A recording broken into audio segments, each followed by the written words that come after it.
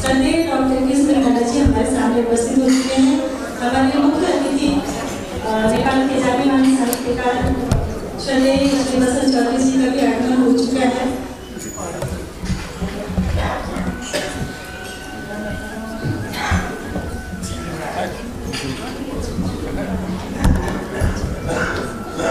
मुझे लगता है कि हमारे सभी अतिथिगण आ चुके हैं।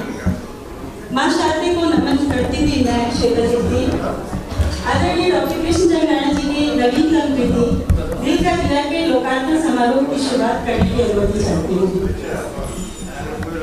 इस अनुमति के साथ ही कार्यक्रम की अध्यक्षता करने के लिए मैं हिमालय के निदेशक श्री सच्चिदानंद मिश्र जी से विनम्र आग्रह करती हूँ, कृपया मंच पर आए और अध्यक्ष पद को ग्रहण करें। आपका हार्दिक स्वागत है। अत्यंत आदर के साथ मैं नाम ले रही हूँ हमारे मुख्य अतिथि नेपाल के साहित्य जगत के चिर परिचित नाम संवेदनशील हृदय और कविमन व्यक्तित्व श्रद्धेय श्री बसंत चौधरी जी का कृपया पाएं और मंच पर अपनी गरिमा में उपस्थिति से सुशोभित करें। सादर अभिवादन के साथ आपका हार्दिक स्वागत है।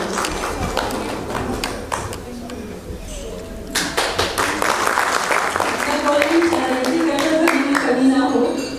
इसके साथ ही ऊर्जा का एक अंश जिसके इर्द गिर्द असंख्य अश्मियां रोशनी का स्वरूप ग्रहण करती हैं और एक उजाला भी खेल देती हैं। जी हाँ, मैं इसी ऊर्जा स्रोत का नाम लेने जा रही हूँ जो आज के इस आयोजन के मुख्य केंद्र बिंदु हैं। मैं अत्यंत विनम्रता और आदर के साथ मंच पर आमंत्रित कर रही हूँ सौम्य व्यक्तित्व के धनी डॉक्टर श्री कृष्ण नारायण जी को। आपका हम सब की तरफ से हार्दिक अभिवादन।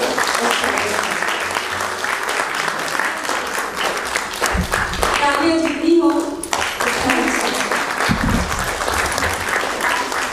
साथ ही मैं सादर आमंत्रित करती हूँ, हमारे सामने नहीं आ रहे हैं, मैं आगे बढ़ती हूँ। हिंदी केंद्रीय विभाग के अध्यक्ष और स्थापित साहित्यकार डॉक्टर संजीता वर्मा जी को मैं सादर आमंत्रित करती हूँ, कृपया अग्रिम पंक्ति में आए और अपने आसन को ग्रहण करें।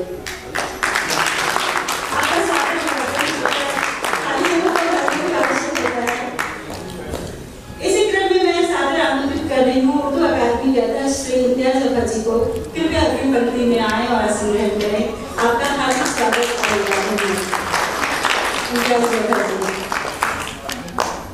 मैं आदर के साथ आमंत्रित कर रही हूँ भारतीय दूतावास सूचना एवं संस्कृति विभाग से आए साहित्य अनुरागी श्री सत्येंद्र भैया जी का कृपया अग्रिम पंक्ति में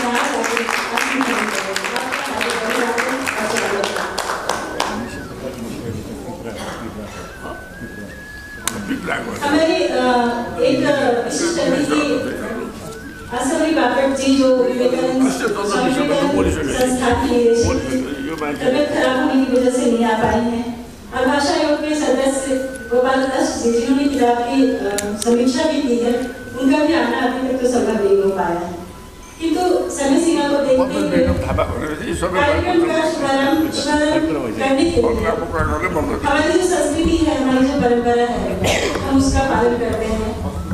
इसके तो इस निर्माण करने के लिए मैं सबसे पहले तो अपने सहयोगी कंचना जी और अंशु जी को सहयोग करने के लिए आमंत्रित करती हूँ और भी प्रज्वलन के लिए मैं सादर विनम्र अनुरोध कर रही हूँ हमारे मुख्य अतिथि हमारे अध्यक्ष महोदय और इस कार्यक्रम के मुख्य आकर्षण दीप ज्योति परम ज्योति, दीप ज्योति परम ज्योति, दीप ज्योति जनार्दना, दीपो हरतु मे पापम,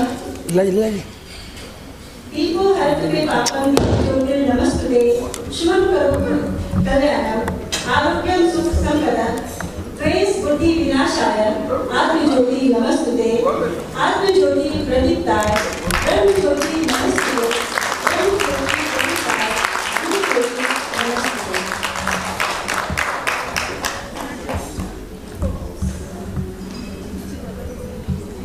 इसके साथ ही मैं अपने सहयोगी हिमालय ऑनलाइन की संपादक एवं कार्यकारी संपादक कंचना झा तथा अंशु झा से अनुरोध करती हूँ कि हमारे सम्मानित अतिथिगण का अंगवस्त्र पहनाकर स्वागत करें।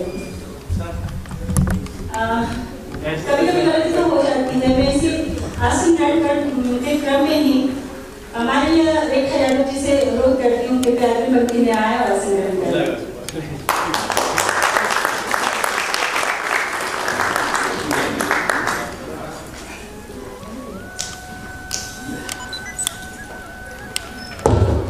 अध्यक्ष महोदय, मुख्य अतिथि आदरणीय वसंत चौधरी जी, आज के कार्यक्रम के मुख्य आकर्षण डॉक्टर श्री कृष्ण जंगराना जी, हिंदी फिल्म विभाग के अध्यक्ष डॉक्टर सुनीता वर्मा जी, उर्दू अकादमी के अध्यक्ष श्री बता जी,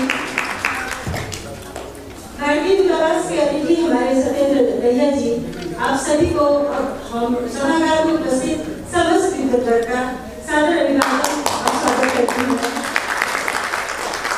कुछ बातें जो मैं कहना चाहूँ क्रिश्चियन प्रेस पब्लिकेशन के विषय में। डॉक्टर क्रिश्चियन प्रेस पब्लिकेशन और हिमालयी हिंदी मासिक के इस गरिमा में आयोजन में आप सभी का स्वागत करती हूँ। हिमालयी अपने 25 वर्षों का सफर तय करके 26वें वर्ष में प्रवेश कर चुकी है। अस्तित्व में एक छोटी संस्था, किंतु नेपाल में हिंदी पत्रकारिता के क्षेत्र में अपनी महत्वपूर्ण उपस्थिति दर्ज कराने का सौभाग्य हिमालयी को प्राप्त है। हिंदी के सुपरिचित विद्वान डॉक्टर कृष्णचंद्र मिश्र के नाम पर हिमालयी द्वारा शुरू किए गए डॉक्टर कृष्णचंद्र मिश्र पब्लिकेशन के अंतर्गत अब तक दर्जनों पुस्तकें प्रकाशित हो चुकी हैं। मुझे यह बताते हुए हर्ष हो रहा है कि श्रद्धेय डॉक्टर कृष्ण जंगराना जी की 3 पुस्तकों का हमने प्रकाशन किया है। तीसरी पुस्तक दिल का दिया, जिसका आज आप सबकी महत्वपूर्ण उपस्थिति में लोकार्पण होने जा रहा है। इस अहम क्षण के लिए आप समस्त विद्वत वर्ग ने हमारे आतिथ्य को स्वीकार कर हमें अनुग्रहित किया है। अत्यंत अल्प अवधि में हमारे आमंत्रण पर आपकी उपस्थिति हमारे लिए आपके स्नेह को दर्शाता है। आपकी उपस्थिति हमारी सफलता, आपका साथ हमारा संबल और आपका स्नेह हमारा सौभाग्य है। आज भी और आने वाले कई पलों में भी हम आपसे इसी सहयोग की अपेक्षा रखते हैं। पुनः हमारे आमंत्रण को स्वीकार कर अपना कीमती वक्त देने के लिए आप सभी सहृदय जनों का हिमालयी परिवार की तरफ से विनम्रता के साथ हार्दिक स्वागत करती हूँ। आसन ग्रहण करने के क्रम में मैं उर्दू के सुप्रसिद्ध गजलकार मोमिन खान जी से अनुरोध करती हूँ, कृपया अग्रिम पंक्ति में आए और आसन ग्रहण करें। समय सीमा का ख्याल रखते हुए हमारे एड्रेस, हमारे वरिष्ठ श्रद्धेय डॉक्टर कृष्ण जंगराना जी के स्वास्थ्य को भी देखते हुए कार्यक्रम को समय में समाप्त करें, ये मेरी सबसे बड़ी अभिलाषा है। इसलिए समय जाया न करते हुए अब हम उस महत्वपूर्ण क्षण की ओर हैं जिसके लिए आज हम सब यहाँ उपस्थित हैं। मैं मुख्य अतिथि महोदय एवं समस्त विशिष्ट अतिथियों से पुस्तक लोकार्पण के लिए विनम्र आग्रह करती हूँ। इस कार्य के लिए को आमंत्रित कर रही हूँ। फलक में बादलों तक घूम आना चाहता हूँ, फलक में बादलों तक घूम आना चाहता हूँ, मोहब्बत सारी दुनिया को सिखाना चाहता हूँ। किसी को जान पाना है बहुत मुश्किल यहाँ पर, किसी को जान पाना है बहुत मुश्किल यहाँ पर, लेकिन मैं तो सभी से एक जानना चाहता हूँ। कभी की इन हसरतों के साथ कुछ बातें देख कर दिया की।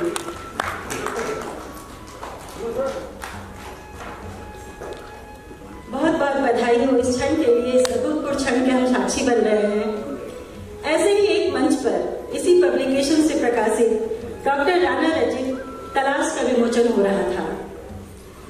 तभी राणा जी ने कहा था कि शायद यह मेरी अंतिम पुस्तक हो, और यूं ही माइक पर खड़ी होकर मैंने ये कहा था कि नहीं, तलाश तो अभी शुरुआत हुई है, तो यह अंतिम तो हो ही नहीं सकता।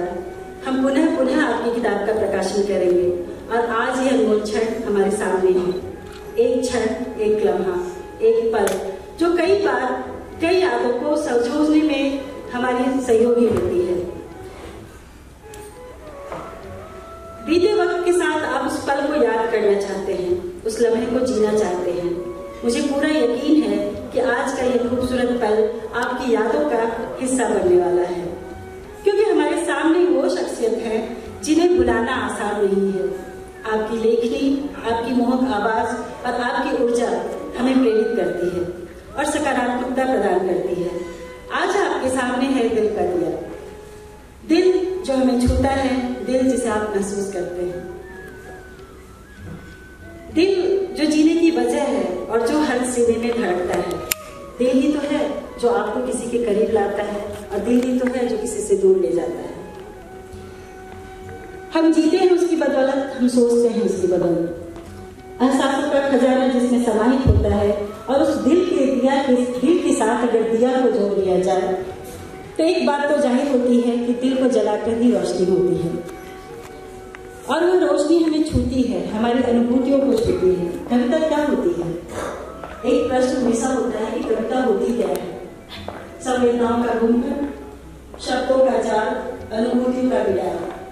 जी हाँ, सहज शब्दों में कविता की यही सहज परिभाषा है। कविता आपके उस पलों की साक्षी होती है जब आप एकाकी क्षण में खुद से मिल रहे होते हैं, खुद से रूबरू हो रहे होते हैं। उस क्षण जो आपके अंदर जन्म लेता है वही कविता, गीत या गजल बनकर हमारे सामने आती है। आपके आसपास जो दृश्य है वह आपको लिखने के लिए प्रेरित करता है। दिल का दिया में कवि के अनुभवों का सफर है। कहीं ना कहीं वह अनुभव, वह क्षण, वह पल, वो अनुभूति हम सबों के दिल में होती है। फर्क बस यही है कि कोई व्यक्त कर जाता है, कोई दिल में रख जाता है। आज इसी अनुभवों को साझा करने के लिए दिल का दिया के रचयिता डॉक्टर राणा और साथ ही मुझे पता है उनकी मधुर आवाज को भी सुनना आप सभी चाहेंगे। अगर स्वास्थ्य उनका साथ दे, और मुझे लगता है एक ऊर्जा है उनके अंदर, वो जरूर हमें अपनी मोहक आवाज से कुछ न कुछ सुनाना चाहेंगे और हम सभी उसके इंतजार में हैं। मैं पुनः अनुरोध करती हूँ डॉक्टर राणा जी से कि वो अपने इस किताब के बारे में, अपनी अनुभूतियों के बारे में कुछ हमारे सामने रखें। डॉक्टर राणा जी।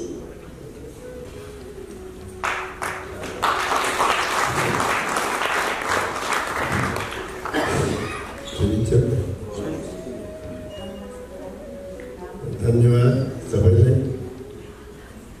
सबभन्दा पहिले अगाडि बसेको श्रोतागणलाई सादर नमस्कार। एउटा कुरा पहिले पनि भनिहालौँ, किताब जुन मैले लेखेको छु दिल का दिया, यसको वास्तवमा मैले प्रेरणा पाएको चाहिँ बसन्त चौधरीजीसित हो। उहाँले योभन्दा पहिले एउटा किताब लेख्नुभएको चाहत के सामने, त्यसमा हिन्दी त हिन्दीकै हो, हिन्दी र इङ्ग्लिस र त्यो पनि गीत, गजल, कविता मैले देखेँ र मलाई पनि उत्साह जाग्यो र मैले उहाँकै नकल गरेको हो। उहाँलाई धेरै धेरै धन्यवाद र उहाँलाई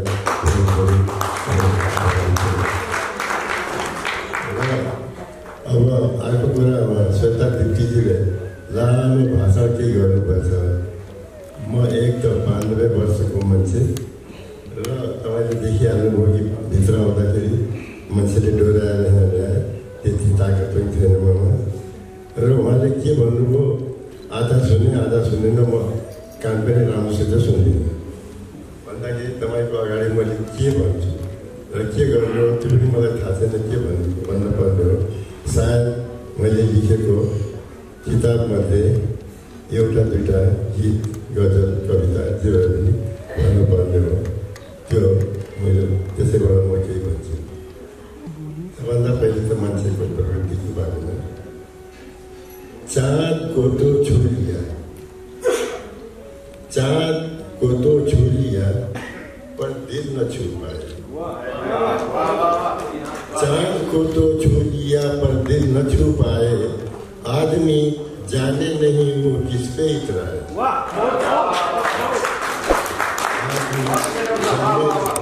नहीं वो किस पे इतराए। स्वर्ग हो या नर्क हो कुछ भी नहीं होता। स्वर्ग हो या नर्क हो कुछ भी नहीं होता। जो भी है सब कुछ यही है, क्यों घबराए। दिल न छू पाए।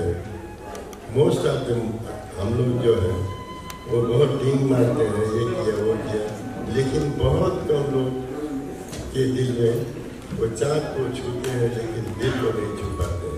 दिल के छूने को मैंने अपने भाई बंधु समाज में गरीब लोगों के दिल में सबका दिल छूना जरूरी है। अगर आप कहते हैं कि यस मैं आदमी हूँ, इसीलिए मैंने दूसरा लिखा है, आदमी को आदमी होना जरूरी है।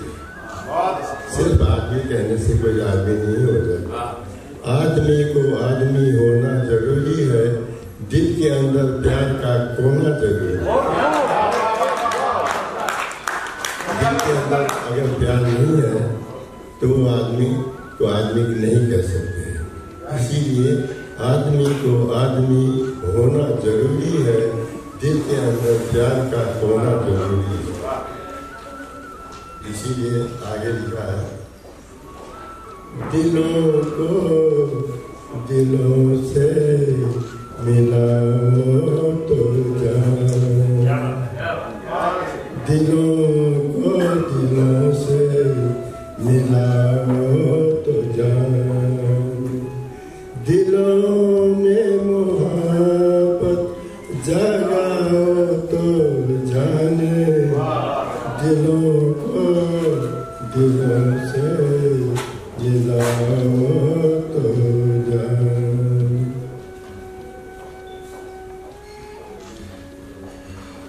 आगे लिखा है, आगे का अवशेष ये देखिए, जिंदगी और मौत में दूरी बहुत कम है। जिंदगी और मौत में दूरी बहुत कम है। आदमी का जिंदगी और मौत में दूरी कुछ भी नहीं रहता है, दूरी बहुत कम रहता है। अभी हम लोग जी रहे हैं, हो सकता है बाहर जाने से पहले कोई यहीं पे खत्म हो जाए।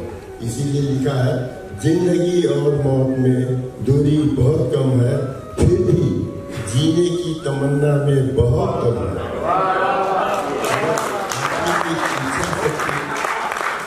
आदमी की इच्छा शक्ति बहुत भारी हो तो जी सकता है। एक बार और सुना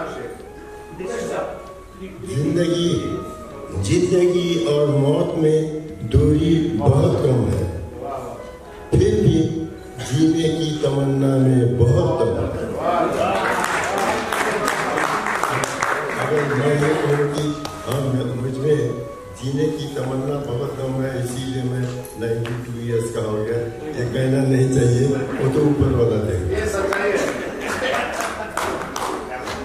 मत सुनाओ अपना दुखड़ा हर किसी को, तो कभी नहीं सुनाना चाहिए पूरा दुखड़ा।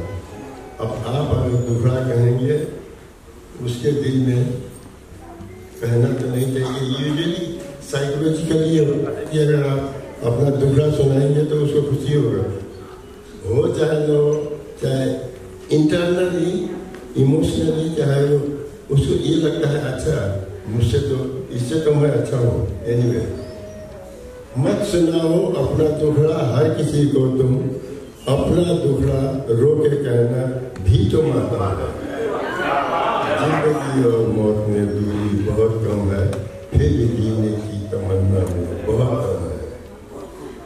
ये दूसरा एक शेर है। आशा है आप लोग इसको समझ जाएंगे। ये आजकल के समाज के बारे में है। नोच कर खा जाते हैं कच्ची कली को, जो समझने की बात है इसमें। नोच कर खा जाते हैं कच्ची कली को, जो उनको फांसी की सजा दो फिर भी वो कम है। मेरे ख्याल से बहुत कम लोगों ने समझा होगा। नोच कर खा जाते हैं कच्ची कली को, ये लड़कियों के बारे में। ये आजकल के जो समाज है, नोच कर खा जाते हैं कच्ची कली को, जो उनको फांसी की सजा दो वो भी तो है। दूसरा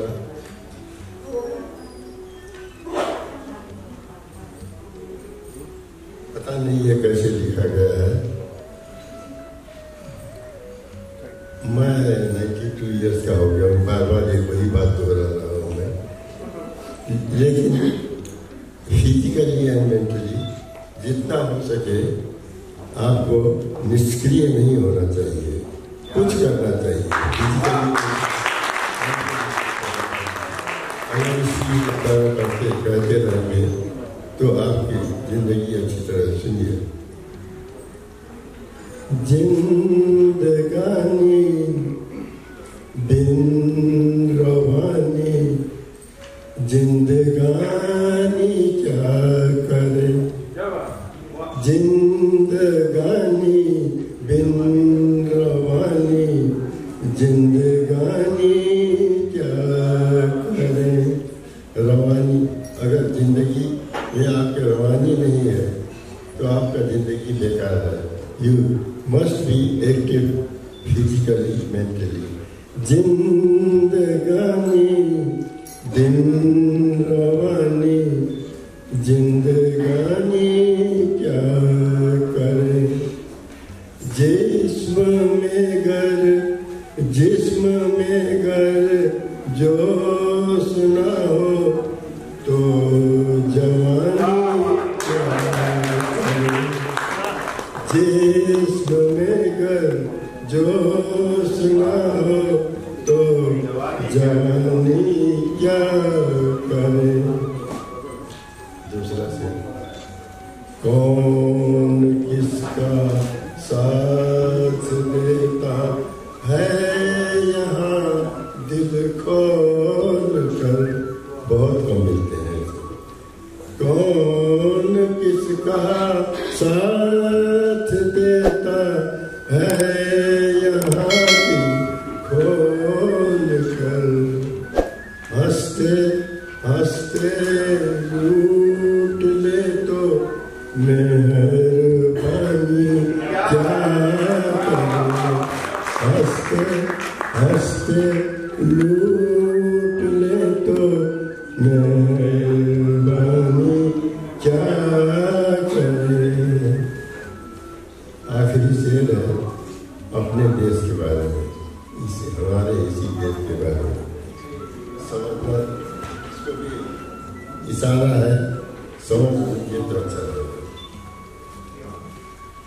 जब वतन के बाग सारे जल रहे हो हर तरफ, जब वतन के बाग सारे जल रहे हो हर तरफ, बांसुरी में धुन बजाता बागवानी क्या करे।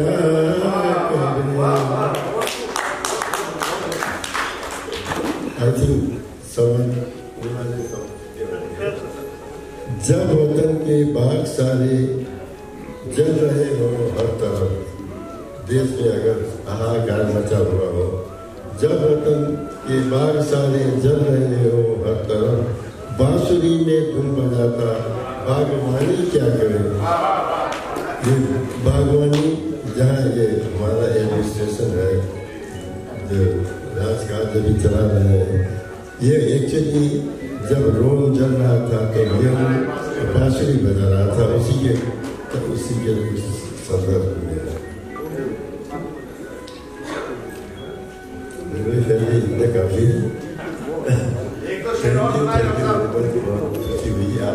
आपने सुना।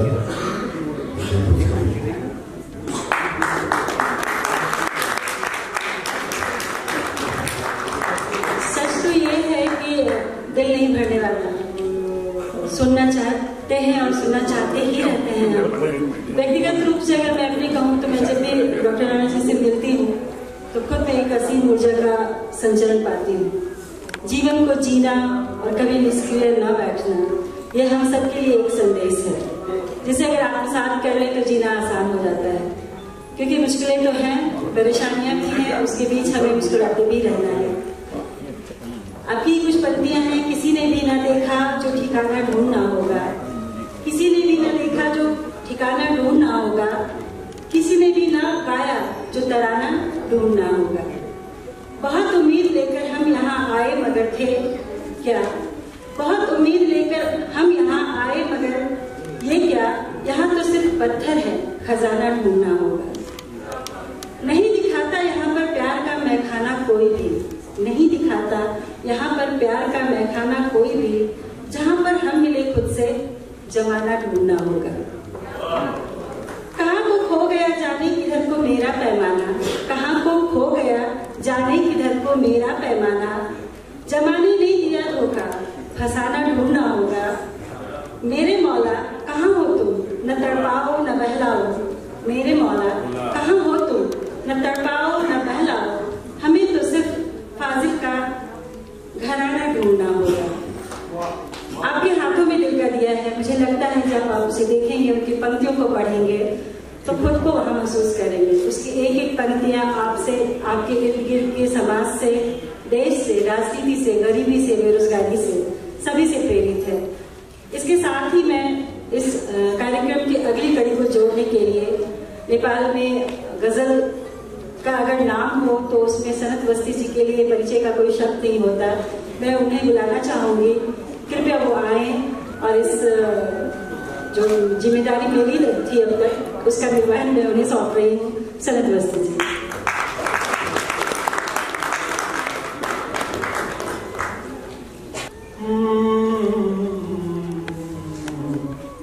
दर्द को यूं ही दबाया न करो, दर्द को यूं ही दबाया न करो, जुल्म को यूं ही छुपाया न करो। डॉक्टर साहब को दिल को दिया यो 38औं गजल म सुनाउँदैछु। यो सारा अभिनन्दन, यो स्वागत, यो हार्दिकता, यो प्रेम, यो स्नेह, यो श्रद्धा डाक्टर कृष्ण राणाजीप्रति। दर्द को यूं ही दबाया न करो, जुल्म को यूं ही छुपाया न करो, दर्द को समझने दो यहाँ जब भी जले, समझने दो यहाँ जब भी जले, जल रही शम्मा बुझाया न करो,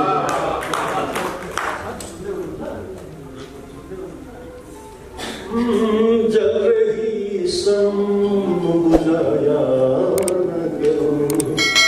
पाक होते हैं सभी के तो, पाक होते हैं सभी के तो, पाक दामन को जलाया न करो, पाक दामन को जलाया न करो। दिल सभी के ही तो होते हैं नरम, सबैको दिल नरम हुन्छ नि। डाक्टर श्वेता दिप्तीजीलाई हृदयदेखि साधुवाद, मलाई मौका दिनुभयो, धेरै धन्यवाद। दिल सभी के ही तो होते हैं नरम, आगे क्या हो सकता है?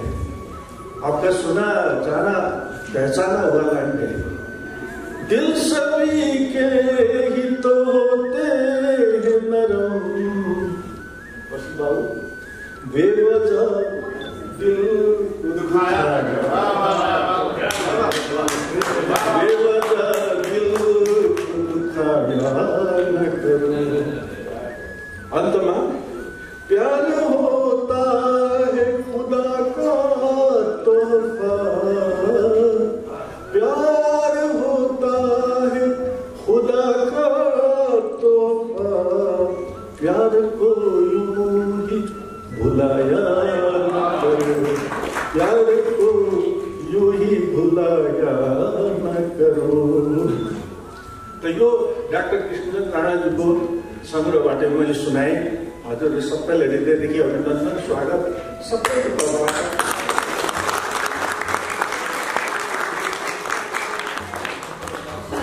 डाक्टर साहबको जति पनि सङ्ग्रहहरू छ मैले लेखेको छु, उहाँका सबै सङ्ग्रहहरूमा लगभग 2 दर्जन जति रचनाहरू प्रकाशित भइसकेका छन्। सबैको सार सन्देश यदि केही लिनुहुन्छ भने एउटै कुरा हो, प्रेम, प्यार।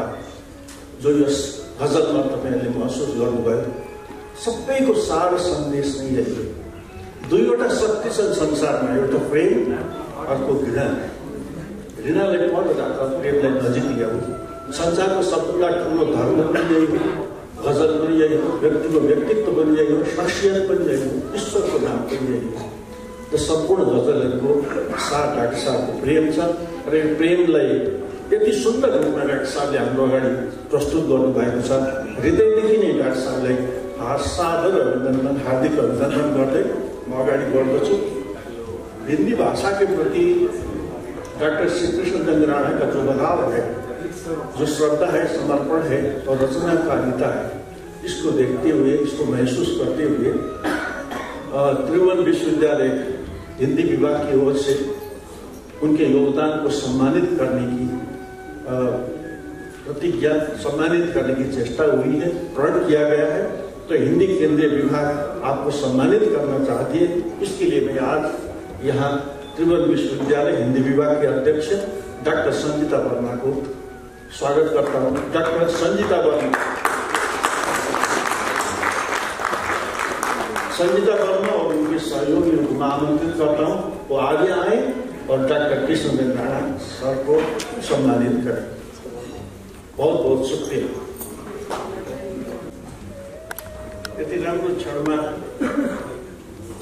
चुप लागेर बस्नु मन लाग्दैन। बोल्दाखेरि पनि धेर बोलेको हुन सक्छ, तर म केही आफ्नो शब्द नभनिकन फेरि यिनै प्यारा पंक्तिहरू वाचन गर्ने धृष्टता गर्दछु यहाँको अनुमतिले। क्यों किसी को कोई इतना प्यार करता है।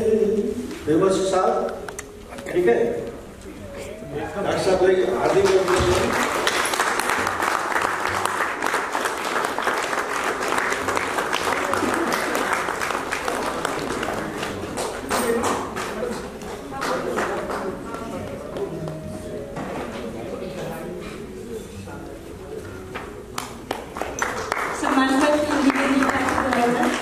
डॉक्टर कृष्णचंद्र राणा, आप नेपाल के चिकित्सा क्षेत्र से आबद्ध नेपाली एवं हिंदी भाषा साहित्य जगत में चिरपरिचित हस्ताक्षर हैं।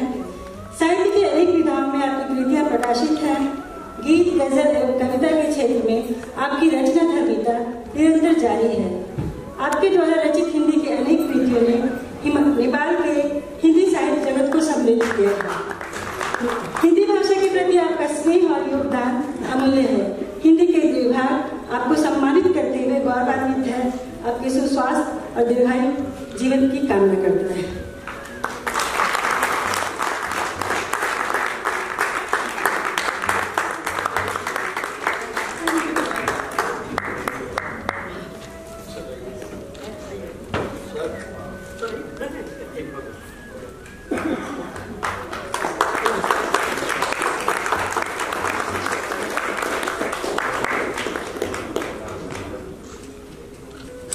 हार्दिक अभिनंदन, धेरै धेरै धन्यवाद।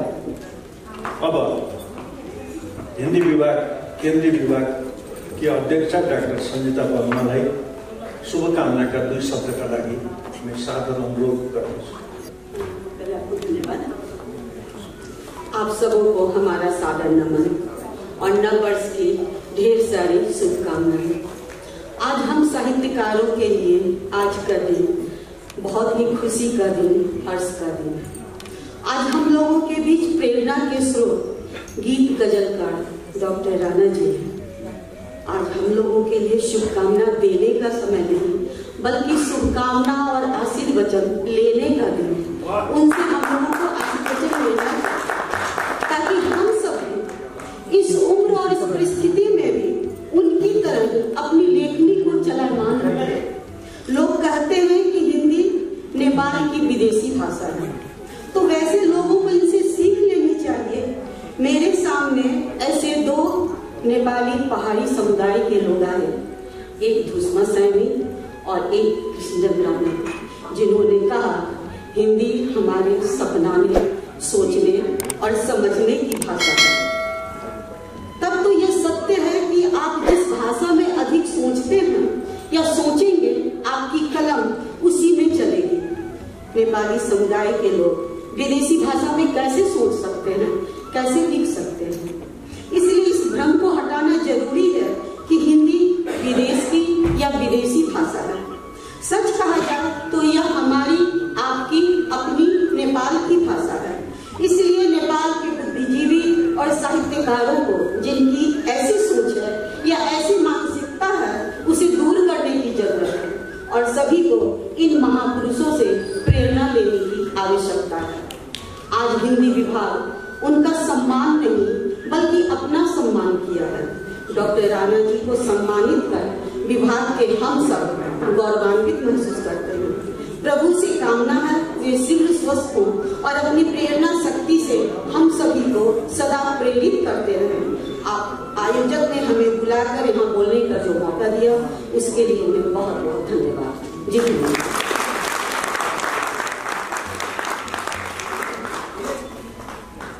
यदि मीठो भाषामा, यदि मीठो स्वरमा, यदि मीठो भव्य वक्तव्य सुन्न पाइयो, हिन्दी विभागको यो श्रद्धा, यो आदर डाक्टर कृष्णचन्द्र राणाजीप्रति। दरअसल नेपाल में रह के भी हिंदी भाषा की ओर रुझान और हिंदी में काव्य करना, हिंदी में गजल करना डॉक्टर साहब की खूबी है और ये खूबी तो आगे भी बढ़ती है। नेपाली, हिंदी, उर्दू अनेक भाषामा उहाँले रचनाहरू गर्नुहुन्छ, कविता, गीत, गजल र यो दिलको दिया वास्तवमा 3 किसिमकै रचनाको संयुक्त प्रकाशन हो। मलाई चाहिँ यिनै पंक्तिहरू नै उच्चारण गर्न मन लागिरहेको छ। फेरि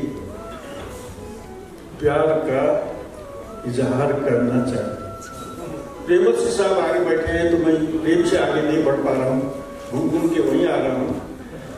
प्यार का इजहार करना चाहिए, प्यार ही बस प्यार करना चाहिए।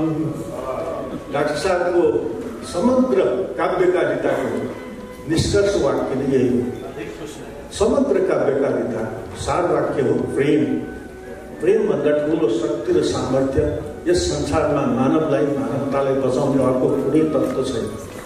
तो वो कहते हैं कि प्यार का इजहार करना चाहिए, प्यार ही बस प्यार करना चाहिए। आगे बढ़े। प्यार तो एक बार ही काफी नहीं, प्यार तो एक बार ही काफी नहीं, प्यार तो एक बार ही काफी नहीं, प्यार तो 100 बार करना, प्यार तो 100 बार करना चाहिए। अपने दिल की बात को जी खोल कर, अपने दिल की बात को जी खोल कर, प्यार का इकरार करना चाहिए।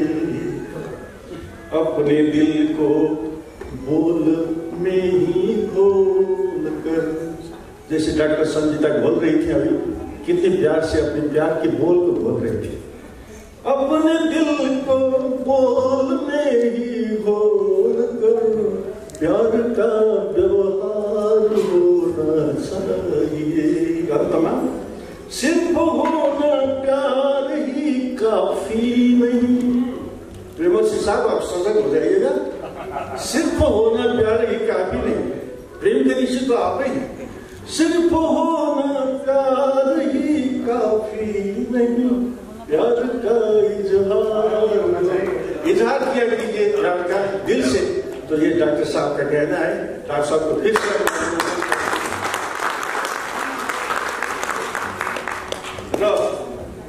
अब अगाडि बढौँ। मैले धेरै बोलिसकेँ। वास्तवमा यिनै काव्यका पंक्तिहरू नै आजको मुख्य विषय हो। अरू कुरा हुँदा पनि अरू कुराहरू बोलिदियौँ, केन्द्रीय कुरा काव्य नै हो।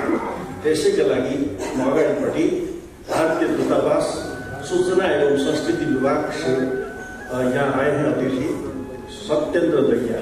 मैं वहाँ को सादर आमंत्रित करता हूँ।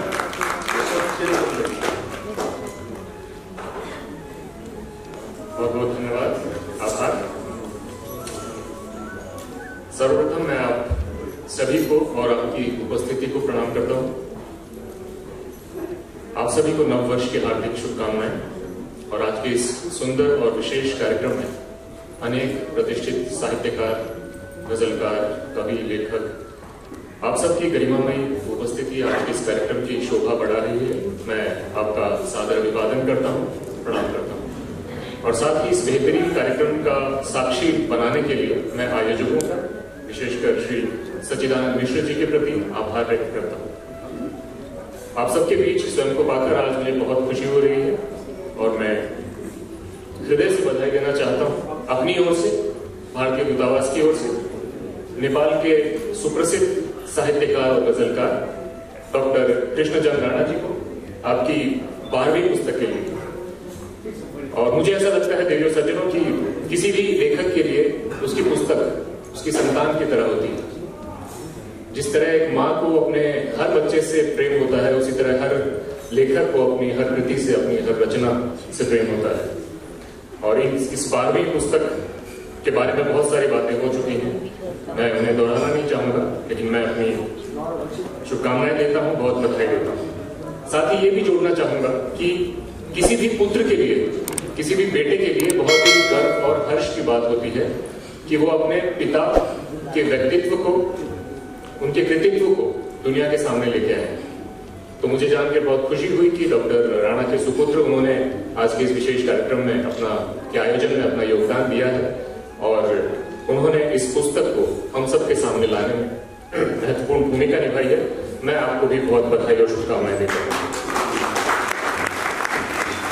और निश्चित रूप से बधाई के पात्र हैं पुस्तक प्रकाशन की पूरी टीम, हिमालिनी के प्रबंध निदेशक श्री सच्चिदानंद मिश्र जी, श्वेता दीप्ति जी जिन्होंने पुस्तक के संपादन का महत्वपूर्ण कार्य किया है और बहुत अच्छा कार्य किया है। और मैं ये भी बताते हुए मुझे हालांकि थोड़ा संकोच होता है कि इससे पहले मैं इसे अपना दुर्भाग्य मानता हूं कि मैं डॉक्टर राणा जी के बारे में बहुत कुछ जानकारी मुझे नहीं थी। मैंने सिर्फ उनके बारे में सुना था, कहीं पढ़ा था। लेकिन अब मुझे ये अपनी खुशकिस्मती लगती है कि इस पुस्तक के लोकार्पण के कार्यक्रम के माध्यम से इस पुस्तक के साथ मैं पिछले 10-12 दिन के साथ हूं और मुझे बताते हुए बड़ी खुशी होती है कि ये पुस्तक, इसका हर शब्द मैंने न सिर्फ पढ़ा है बल्कि जिया है, आत्मसात किया है। और इस बहाने मुझे डॉक्टर राणा जी जैसी शख्सियत के बारे में जानने को मिला, उनके व्यक्तित्व के विभिन्न पहलुओं को, उनकी सोच, उनकी संवेदनाओं के बारे में मुझे पता लगा। और निश्चित रूप से मैं इससे बहुत समृद्ध हुआ और एक संवेदनशीलता का जो स्तर है, मुझे ऐसा लगता है कि वो और भी बेहतर हुआ है उनकी किताब पढ़ने के बाद। और जब मैं उनकी रचनाओं के बारे में पढ़ा या उनके बारे में पढ़ा तो उनके सुदीर्घ जीवन यात्रा के दौरान मुझे कुछ पंक्तियां स्वतः ही स्मरण होती चली गई। और मुझे लगता है कि आप भी इससे जरूर रिलेट करेंगे कि कुछ आपके जीवन में जो सुख दुख, आशा निराशा, सफलताएं असफलताएं आती रही और एक लंबा जीवन आपने बहुत ही सार्थकता से जिया, कि मुझे याद आती है वो पंक्ति कि मैं अकेला ही चला था जानिबे मंजिल मगर लोग साथ आते गए और एक आरमा बनता गया। ये एक और पंक्ति मुझे याद आ रही है कि मैं जिस दिन से चला हूं, मैं बहुत ही आदर के साथ समर्पित करता हूं ये शेर राणा साहब के लिए कि मैं जिस दिन से चला हूं मेरी मंजिल पे नजर है, मैं जिस दिन से चला हूं मेरी मंजिल पे नजर है, इन आंखों ने कभी मील का पत्थर नहीं देखा। और हमको तो तलाश नए रास्तों की है, जो जिजीविशा और जिस शिद्दत के साथ आप अपने काम से मोहब्बत करते हैं, खराब स्वास्थ्य होने के बावजूद भी, तो हमको तो तलाश नए रास्तों की है, हम हैं मुसाफिर ऐसे जो मंजिल से आए हैं। और हमने जाकर देख लिया है हदे नजर से आगे भी, जावेद अख्तर साहब ने कहा है, जावेद अख्तर साहब कहते हैं कि हमने जाकर देख लिया है हदे नजर से आगे भी, रह गुजर ही रह गुजर है, रह गुजर से आगे भी। मैं आजकल आपको पता ही होगा कि कार्यक्रमों में पर्ची देने का रिवाज बहुत चला हुआ है, तो मुझे बार बार मेरे दिमाग में ये चीज है कि कहीं श्वेता जी चुपचाप आए और मुझे एक छोटी सी कागज की पर्ची, मुझे उस पर लिखा होगा कि आपका समय समाप्त होता है, तो मुझे बता दीजिएगा मैम, मुझे आप इशारा कर दीजिएगा। मैं बातें बहुत सारी हैं लेकिन मुझे बहुत भान है। श्वेता जी जो काम करती हैं, जो संचालिका का काम कर रही हैं, वो मैं अक्सर करता हूं, तो मुझे पता है कि समय की क्या कीमत होती है और क्या मर्यादा होती है। कविता के बारे में श्वेता जी ने भी कहा था, और ये पुस्तक पढ़ने के बाद भी मेरी ये अनुभूति बहुत प्रबल होती है कि कविता, ये पुस्तक हमें याद दिलाती है कि कविता मानवता की उच्चतम अनुभूति की अभिव्यक्ति है। और पूरी दुनिया में जो कविता को लेकर एक जो सर्वमान्य परिभाषा है वो विलियम वर्ड्सवर्थ की है, जिन्होंने कहा है कि poetry is the spontaneous overflow of emotions recollected in tranquillity. इसके बारे में बात हो चुकी है। सबसे अच्छी बात यह कि राणा जी की यह पुस्तक हमें इंसानियत, मोहब्बत और अन्य सभी श्रेष्ठ मानवीय गुणों के बारे में बताती है और उन्हें आत्मसात करने के बारे में, उन्हें अपनाने की प्रेरणा देती है, वर्तमान में जीने की प्रेरणा देती है, जीवन के विभिन्न सकारात्मक पहलुओं से हमारा साक्षात्कार कराती है। पुस्तक पढ़ते पढ़ते हमें आनंद आता है और हमें पता ही नहीं चलता कि मनोरंजन के साथ साथ कब और कैसे हम समृद्ध होते चले गए और मानवीय मूल्यों के प्रति संवेदनशील होते रहे और कहीं ना कहीं पहले से बेहतर मनुष्य बन गए। अतः यह पुस्तक इस साहित्यिक सिद्धांत पर भी खरी उतरती है कि केवल मनोरंजन न कवि का कर्म होना चाहिए, उसमें उचित उपदेश का भी मर्म होना चाहिए। तो बहुत सी ऐसी बातें हैं। सबसे पहले मैं जो पुस्तक का आवरण हम देखते हैं बहुत ही आकर्षक है, तो जिसने भी इसका आवरण तय किया है बहुत ही खूबसूरत फोटो, क्योंकि सबसे पहले किसी भी पाठक को उस पुस्तक का कवर पेज, उसका आवरण पृष्ठ आकर्षित करता है, तो निश्चित रूप से बहुत ही खूबसूरत है और इसके लिए मैं विशेष बधाई देना चाहूंगा जिन्होंने भी इसका डिजाइन तैयार किया है। और शीर्षक, दूसरी चीज जो सबसे पहले हमें उसके बाद आकर्षित करती है वो पुस्तक का शीर्षक होता है, उसके बारे में बात हुई है, दिल का दिया। मुझे लगता है कि इन 3 शब्दों में जो कितनी गहरी बातें और सभी विभिन्न पहलू जो इस पुस्तक में शामिल हैं वो सभी इस शीर्षक के अंतर्गत शामिल होते हैं। इसमें 30 कविताएं हैं, अनेक गजल हैं और 16 गीत हैं। और अगर साहित्यिक विधाओं के नाम को हम थोड़ी देर के लिए भूल जाएं तो आप सब सहमत होंगे इस बात से कि हमें वही कविता अच्छी लगती है जो हमारे दिल को छूती है, जो हमारे हृदय के तारों को झंकृत करती है, एक अंदर स्पंदन पैदा करती है। तो मुझे बताते हुए खुशी होती है कि ये पुस्तक उस सभी तथाकथित मानदंडों पर भी खरी उतरती है और हमें ये याद दिलाती है कि जब तक ये संसार है तब तक कविता जिंदा नहीं। और यही वजह है कि आज जो हमारा विश्व है, जिस तरीके की नकारात्मक शक्तियां फैली हुई हैं, मुझे लगता है कि कविता की भूमिका और भी महत्वपूर्ण हो जाती है और उससे ज्यादा महत्वपूर्ण और अहम भूमिका हो जाती है कवियों की, साहित्यकारों की, कि वो आगे आएं और दुनिया को सही और सच्चा रास्ता दिखाएं। मुझे कहा गया है कि मैं इसमें से अपनी कुछ मनपसंद पंक्तियां भी आपके साथ साझा करूं। अनेक पंक्तियां इसमें आ चुकी हैं, लेकिन मैं डॉक्टर कृष्णचंद्र राणा जी ने अपनी ओर से जो बात कही है वो मैं आपके साथ साझा करना चाहूंगा।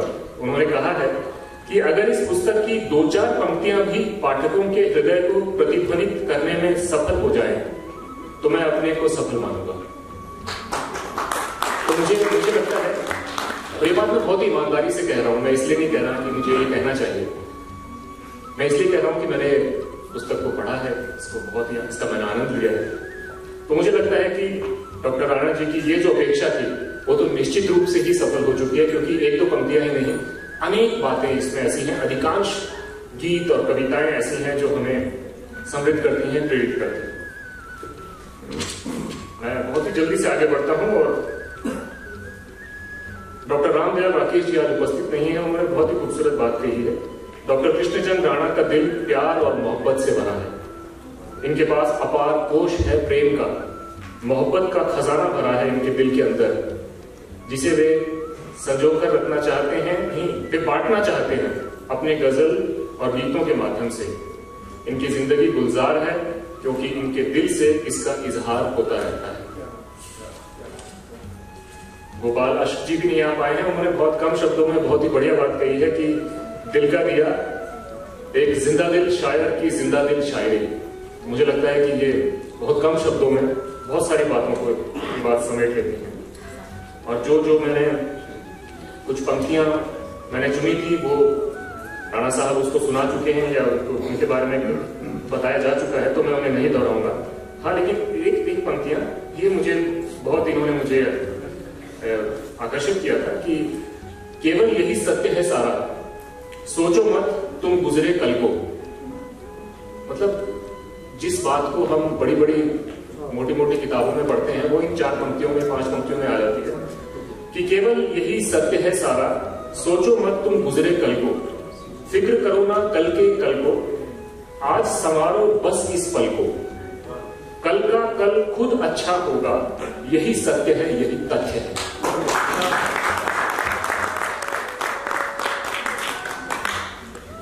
बहुत सारी पंक्तियां हैं, मैं होगा, लेकिन एक और अगली पृष्ठ 26 आप इसको जरूर पढ़ें।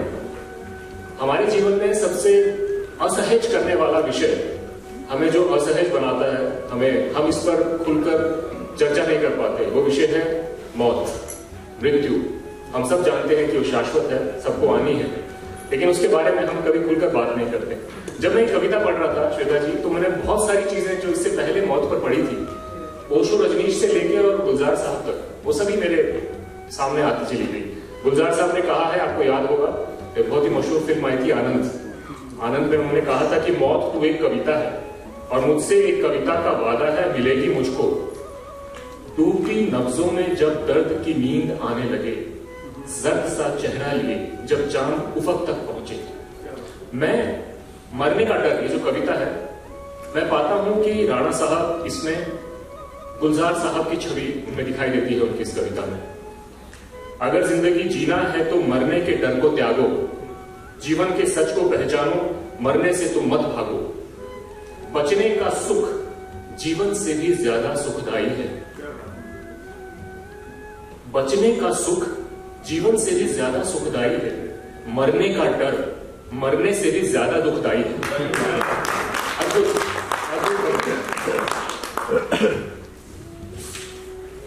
और उसी आनंद फिल्म में आपको याद होगा कि कहा गया था कि जिंदगी और मौत ऊपर वाले के हाथ है जहां बना, यहाँ कौन कहां कब कैसे उठेगा कोई नहीं जानता। तो ये सारी चीजें इसे पढ़ते पढ़ते मुझे सब याद आई।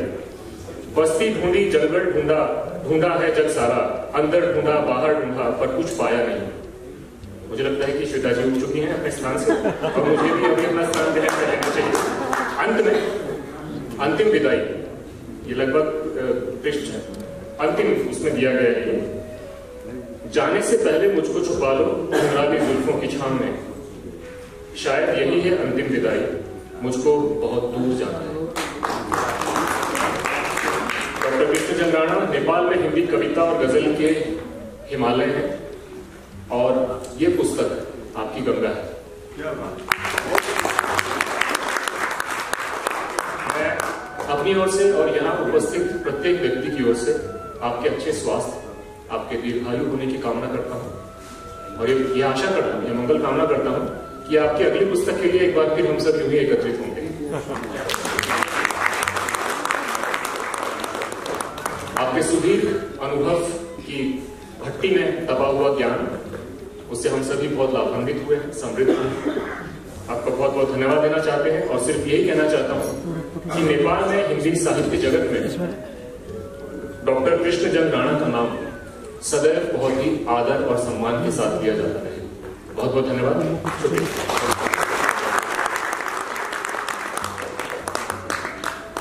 हृदयता आपका बहुत बहुत धन्यवाद, शुक्रिया। सम्मान्य सत्येन्द्र साहब, अब म अगाडि आज जसले यो कार्यक्रमको आयोजना गरेको छ, जसबाट यो किताब प्रकाशन भएको छ, त्यससित सम्बन्धित हिमालिनी पत्रिका र हिमालिनीका अध्यक्ष सच्चिदानन्द मिश्रजी, उहाँलाई म हार्दिक अनुरोध गर्दछु कृष्णचन्द्र हिन्दी सम्मानद्वारा उहाँले सम्मानित गर्नुहुनेछ। डाक्टर कृष्णचन्द्र मिश्र पब्लिकेसनको तर्फबाट सच्चिदानन्द मिश्रज्यू डाक्टर साहबलाई सम्मानित गर्दै हुनुहुन्छ। सम्मान्य प्रमुख अतिथिजीलाई म अनुरोध गर्दछु वसन्त चौधरी साहब।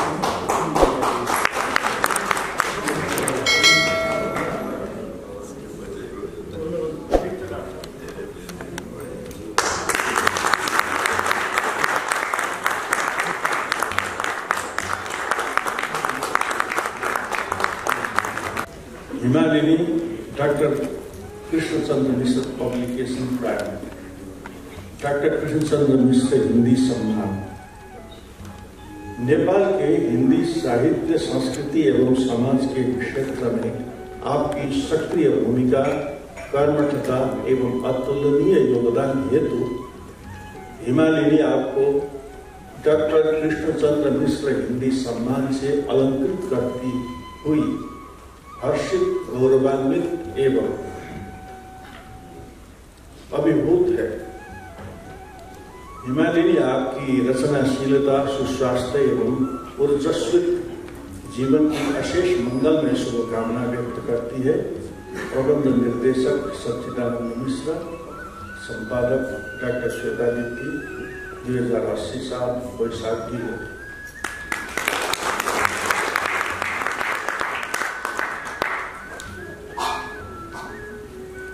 तो यो थियो कृष्णचंद्र मिश्र प्रतिष्ठान की तर्फबाट डॉक्टर साहब को सम्मान। अब मैं आगे बढ़ रहा हूँ। गजल की बात आती है तो गजल में एक शेर कहीं सुना है मैंने। गजल में बंदिशो अल्फाज ही नहीं काफी, जिगर का खून भी तो चाहिए असल। तो यो डॉक्टर साहब को गजल पढिरहँदा यो शीर्षक सार्थक प्रतीत हुन्छ। तो उर्दू का कई शब्द भी आएगा छन्। इसके लिए मैं उर्दू एकेडमी के अध्यक्ष सदर साहब हैं डॉक्टर इम्तियाज गोपा साहब। डॉक्टर ऐसे बोल दिया गया, लेकिन आप ऐसे बिना डॉक्टर के महा डॉक्टर हैं। स्वागतम इम्तियाज गोपा साहब। उर्दू एकेडमी का अध्यक्ष इम्तियाज गोपा साहबलाई 2 शब्दको लागि अनुरोध गर्दछु।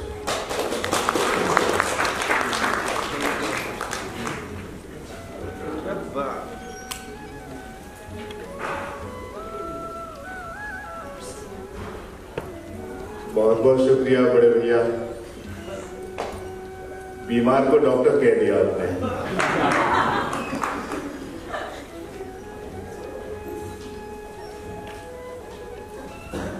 आज के प्रोग्राम के सत्र मोहतरम और मेहमान खुसूसी सागर साहब, डॉक्टर कृष्णचंद्र राणा साहब और मोजेज हजरत, दिल का दिया रोशन हो गया है। अब हमारी जिम्मेदारी ये है कि इस दिल के दिए से दिए को और भी रोशन करते जाएं और यूं ही मोहब्बत, शायरी, गजल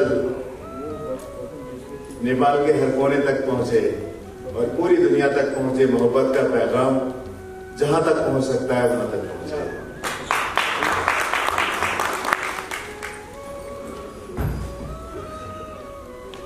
डॉक्टर साहब की ही एक गजल पढ़ना चाहता हूं। उससे पहले डॉक्टर साहब के लिए ढेर सारी दुआएं,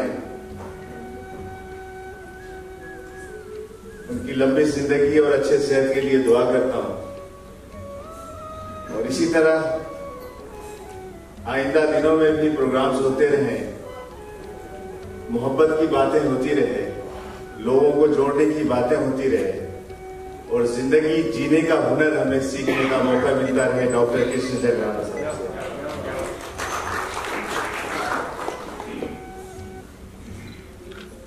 तकरीबन 1 दशक से ज्यादा हो गया है डॉक्टर कृष्णचंद्र राणा साहब से हमारी मुलाकात हुई। हमने कभी भी उनकी शायरी में कोई निगेटिव भावना वाली चीज नहीं पाई और उनसे कभी भी किसी के बारे में कोई शिकायत नहीं सुनी। और ये तमाम बातें उनकी शायरी में भी झलकती है। आदमी जैसी सोच रखता है उसी का अक्स लफ्जों में जुड़कर शायरी के माध्यम से हमारे सामने आता है। उनकी गजल के चंद अशार में पढ़ना चाहता हूं। जिंदगी तुमसे शिकायत क्या करूं मैं, जिंदगी तुमसे शिकायत क्या करूं मैं, जो मिला उससे बगावत क्या करूं।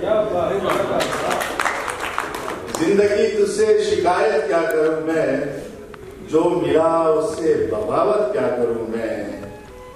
जो शमा के पास खुद आए पतंगे, जो शमा के पास आए पतंगे, अब पतंगे की हिफाजत क्या करूं। रूठ कर क्यों चल दिए जाने कहां हो, रूठ कर क्यों चल दिए जाने कहाँ वो, उनसे लड़ने की हिमाकत क्या करूं मैं।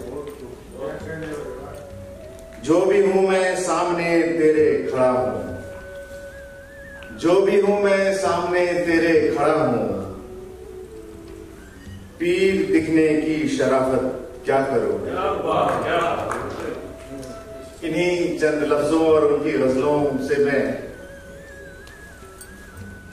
उनको मुबारकबाद पेश करता हूं और ये दुआ भी करता हूं कि आइंदा दिनों में उनकी और भी गजलें, उनकी और भी कविताएं इसी तरह हमारे सामने आती रहें और लोगों को जीने का हुनर कविता के माध्यम से जिस तरह से बांटते हैं, ये आइंदा दिनों में भी सिलसिला चलता रहे और उनकी सेहत, लंबी जिंदगी की दुआ करता हूं और आप लोगों से विदा होता हूं। बहुत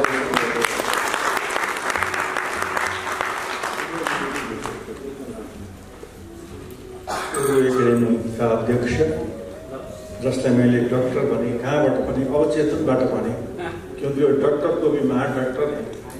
देख रहे हैं जब वो बोलते हैं तो लगता है कि गजल कर रहे हैं, तो बोली नहीं, गजल में बातें करते हैं, तो दिल से कहीं से शब्द उभर आ रहे हैं। बहुत बहुत शुक्रिया साहब, बहुत बहुत। अब म अगाडि बढ्छु, कार्यक्रमको अन्तिम चरणतिर छौँ। आदरणीय वसन्त चौधरी सर हुनुहुन्छ हामीसँग, जसले सम्पूर्ण जगतमा, संसारमा नेपालीको कवितालाई, नेपालीको एउटा कविलाई लिएर गएर सम्पूर्ण नेपालको परिचय प्रदान गर्नुभएको छ। जसरी फुलबाट खुशबु संसारभरि फैलिन्छ र फुलको परिचय दिन्छ, त्यही परिचय वसन्त चौधरीजीले दिनुभएको छ। आज हाम्रो सौभाग्य उहाँ हाम्रो कार्यक्रममा हाम्रो मुख्य अतिथि भएर आउनुभएको छ। मैं उनसे दिल से गुजारिश करता हूँ कि वो सामने आए और तो सब शुभकामनाएं की बोली, तो उनके लिए एक ही शेर में प्रस्तुत करना चाहूँगा।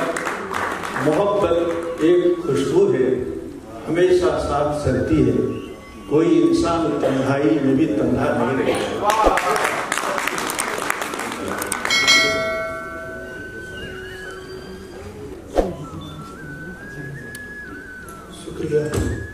जी, नेपाल में हिंदी, उर्दू, गजल के बेताज बादशाह डॉक्टर कृष्णधन राणा साहब, हाजिरीन महफिल में आप सब कदरदानों का इस्तेक़बाल करता हूँ। आज हम यहाँ खास मकसद से जमा हुए हैं और वो खास मकसद है जाने माने शायर जनाब डॉक्टर कृष्णधन राणा की नवीनतम 12वीं कृति दिल का दिया की विमोचन। मैं डॉक्टर राणा को तहे दिल से बधाई देता हूँ और कृष्णचंद्र मिश्र पब्लिकेशन के जरिए ये आप सबों के हाथों में पहुंची है, इसके लिए उन्हें बधाई का पात्र मानता हूं।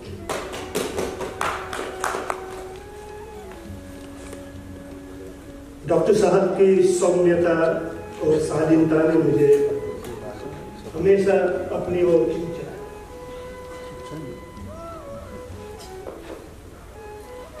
शायद जनाब डॉक्टर राणा से मेरी पहली मुलाकात मुझे अभी भी याद है। शायद 12-15 साल पहले की बात है।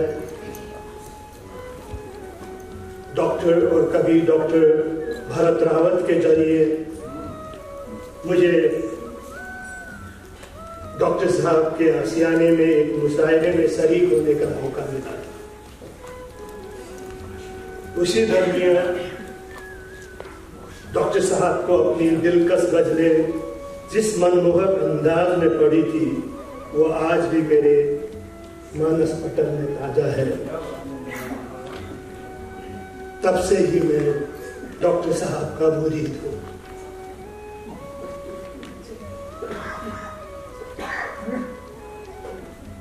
अब कुछ चर्चा करें डॉक्टर साहब की नई कृति दिल का दिया की।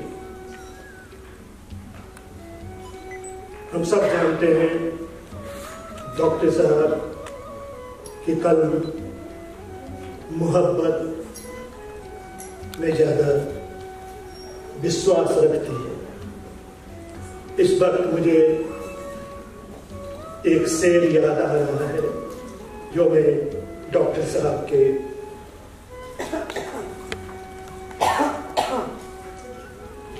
अर्ज करता हूं। कलम पूछती है कागज से, कलम पूछती है कागज से, बता के क्या लिखूं। कलम पूछती है कागज से, बता के क्या लिखूं। इश्क को इश्क ही रहने दूं कि तुझे खुदा लिखूं।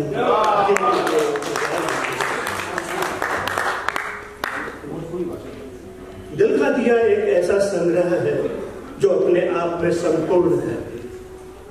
दिल की अनंत गहराइयों से निकली भावना का गुंफन है ये कृति।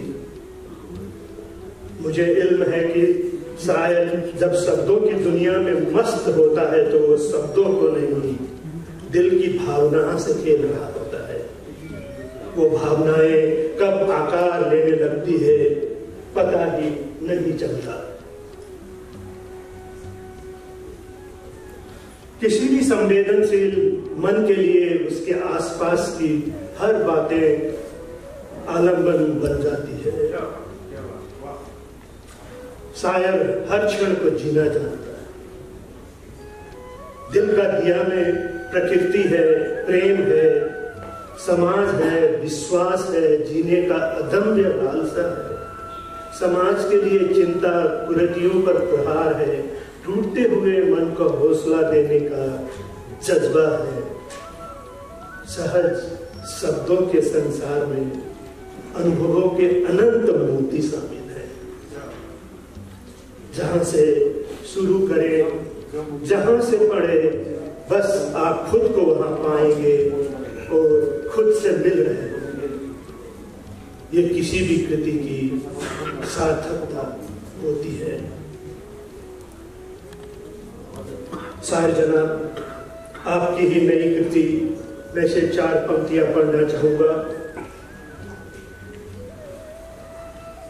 प्यार के गीत गजल गाएं तो अच्छा होगा, प्यार के गीत गजल गाएं तो अच्छा होगा, दिल से नफरत को मिटा पाए तो अच्छा होगा। इससे पहले कि रहे या न रहे दुनिया में, इससे पहले कि रहे या न रहे दुनिया में, 4 दिन सुख से गुजर जाए तो अच्छा होगा। 4 दिन सुख से गुजर जाए तो अच्छा होगा। शायर के इन पंक्तियों में से ही मन अभिभूत हो उठता है। ऊर्जा से भरपूर आपकी जिंदगी हम सब के लिए प्रेरणा है। जिंदगी का कोई भी दौर हो, बस हौसला बनाए रखें, ये सीख आपसे मिलती है।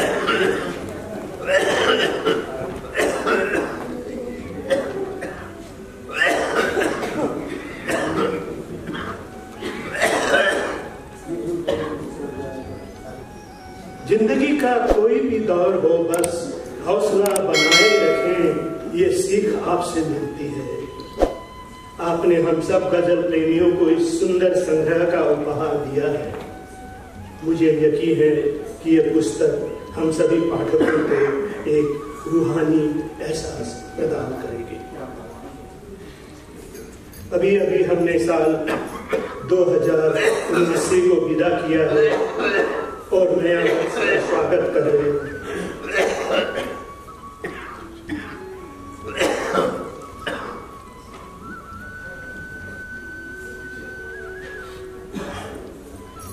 आइए हम सब मिलकर कामना करें ये वर्ष हम सभी के लिए सुखद और शांतिमय है।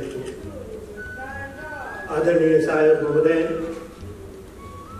अपने कथन को पूर्ण विराम देने से पहले एक बार फिर आपको हार्दिक बधाई और अशेष शुभकामनाएं देते हुए आपकी आपकी सलामती, लंबी उम्र और स्वस्थ जीवन के लिए दुआ करता हूँ। साथ ही आपकी कलम यूं ही चलती रहे, हिमालय की चोटी छूती रहे और आपकी दिलकश रचनाओं की बौछारें हमें इसी तरह भिगोती रहे। इसी प्रार्थना के साथ आप सब मुअज्जिज कदरदानों से विदा लेता हूँ। शुक्रिया।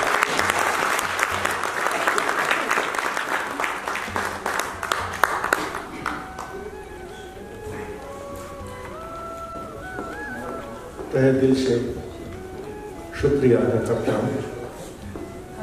वसंत चौधरी जी आज आदरणीय मुख्य अतिथि, जसले अत्यंत सुंदर, अत्यंत स्वादिलो, मीठो, हार्दिक तन्मयताका साथ आफ्नो प्रेम, हार्दिकता, हृदयको श्रद्धा अभिव्यक्त गर्नुभएको छ डाक्टर साहबको लागि।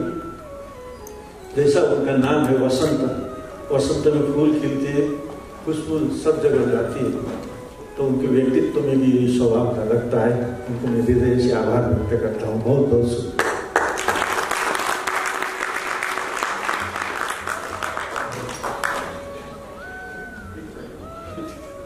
रूह जब वजद में आए तो गजल होती है, या कोई दिल को दुखाए तो गजल।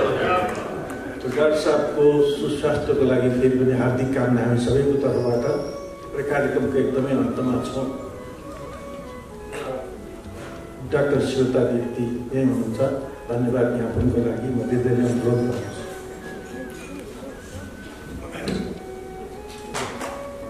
पुनः मैं आपके समक्ष हूँ। हर पल हम जीते हैं और उस जीने में कई एक जो अनुभव होते हैं, आप थोड़ी देर में ही उसको महसूस कर रहे होंगे। तो बात थी, मुझे भी लग रहा था कि कार्यक्रम को जितना कम में और जितने अच्छे में निपटाया जाए वही बेहतर होगा, क्योंकि राणा सर को देखते हुए उन्हें इतनी देर तक बैठाए रखना हमें भी अच्छा नहीं लग रहा था। लेकिन कार्यक्रम मुझे लगता है 1 घंटे के भीतर हम लोगों ने समाप्त करने की कोशिश की है। और मैं पुनः राणा सर की वो पंक्तियों के साथ कि खुद ब खुद ही सीख लो तदवीर जीने की, खुद ब खुद ही सीख लो तदवीर जीने की, जिंदगी को खुद लिखो तहरीर जीने की। तो ये सीख जो है वो हमें मिलती है। अभी पूरे 1 घंटे में हमने यही जाना कि हमें जो जीना है वो हमारे अपने हाथ में होता है कि हम किस तरह जिए। तो इस संदेश के साथ ही इस कार्यक्रम की समाप्ति भी होने वाली है। और मैं धन्यवाद के एक शब्द से धन्यवाद देना काफी नहीं होता है। मैं अपने हृदय से महसूस करती हूँ कि आपका आना ही हमारे लिए वो बल होता है जो हम समझते हैं कि किसी भी कार्यक्रम की सफलता उस पर निर्भर करती है। इसलिए आपकी उपस्थिति ही हमें बल देती है। तो हमारे छोटे से समय में दिल से किए गए अनुरोध को आप लोगों ने स्वीकार किया और अपना कीमती समय आप हमारे लिए निकाल पाए, ये इसके लिए मैं धन्यवाद पूरी हिमालयनी टीम, क्रिश्चियन मिस्ट पब्लिकेशन और हमसे जुड़े जितने भी सहयोगी गण हैं, मैं सबकी तरफ से देना चाहूंगी। और इसके साथ ही मैं कार्यक्रम की अध्यक्षता कर रहे हिमालयनी के निदेशक श्री सचिदानंद मिश्र जी से अनुरोध करूंगी कि वो अपना अध्यक्षीय मंतव्य आपके सामने रखें और उसके साथ ही कार्यक्रम समापन की भी घोषणा करें। और उसके बाद अल्पाहार की व्यवस्था है, आप लोग उसे भी इंजॉय करें।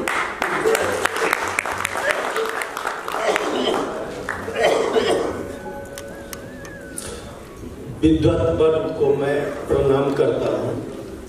आज ईश्वर की बहुत बड़ी अनुकंपा है कि हम राणा साहब को आपके समक्ष उपस्थित कर पाए हैं। इस डर से करीब करीब 2 वर्ष से हम गुजर रहे थे और किस तरह इसका विमोचन हो, इसका हम लोग बातचीत कर रहे थे राणा साहब से। बहुत मुश्किल से हम लोगों ने विचार किया कि राणा साहब के घर पर ही इसका विमोचन कर दिया जाए।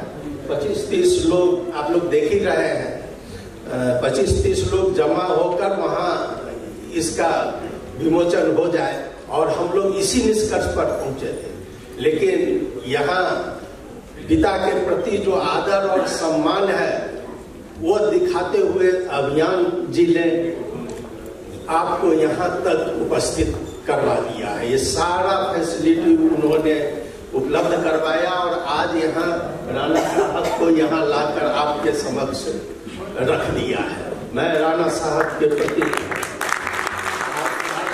सम्मान करता हूँ और मैं आपको बता दूं कि आज 2 नेपाल के ऐसे व्यक्तित्व इस मंच पर बैठे हुए हैं अभी, जिनका नेपाली भाषा हो, हमारी राष्ट्रभाषा है, उसके प्रति भी और हिंदी उर्दू सभी के प्रति उतना ही दखल है। और उसी प्रकार से जैसे कृष्ण राणा जी का जो हमारा डॉक्टर साहब का किताब आप लोगों के समक्ष है, वैसा ही एक व्यक्तित्व हमारे बीच है जो आज मुख्य अतिथि के रूप में है।